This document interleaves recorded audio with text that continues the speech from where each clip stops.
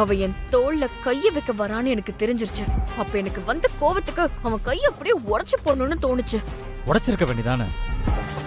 முடியலையே, என்னால முடியலையே. இங்க பொண்ணுங்க படிச்சு வரதே பெரிய கஷ்டம்.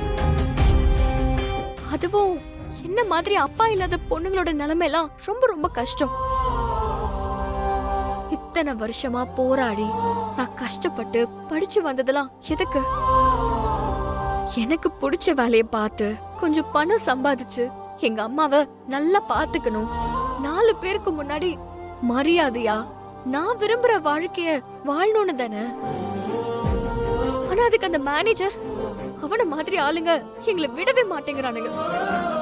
அவனை அடிச்சு மூஞ்ச முகரெல்லாம் உடைச்சிட்டு வர்றதுக்கு 1 நிமிஷம் ஆகாது. ஆனா அதுக்கப்புறம் என் வாழ்க்கை தலைகீழா மாறிடும். என் கனவு எல்லாம் கலைஞ்சு எல்லாமே வீணா போயிடும். அதான் பொறுத்துக்கிட்டு வந்துட்டேன். இனிமே அவன்கிட்ட உஷாரா இருந்து அவனுக்கு இடம் கொடுக்காம விலகியே இருந்துட வேண்டியதுதான். இங்க பாரு, அவனுங்க மாதிரி ஆளுங்களெல்லாம் கண்டுக்காம சும்மா விட சொல்றியா? இங்க தப்பு செஞ்சவனை தண்டிக்கணும்னா கூட நம்ம கையில அதிகாரம் இருக்கணும்.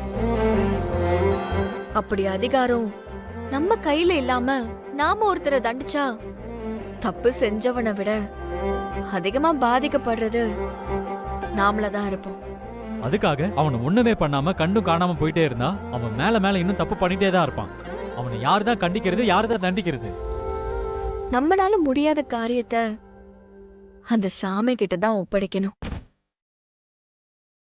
சாமின்னு ஒண்ணு இருந்தா அவனுக்கு கிடைக்க வேண்டிய தண்டனைய கண்டிப்பா அந்த சாமியே கொடுக்கும். என்கிட்ட மட்டும் இல்ல, வேற எந்த பொண்ணு கிட்டயும் அவனை தப்பா நடந்துக்க விடாம அந்த சாமியே செய்யும்.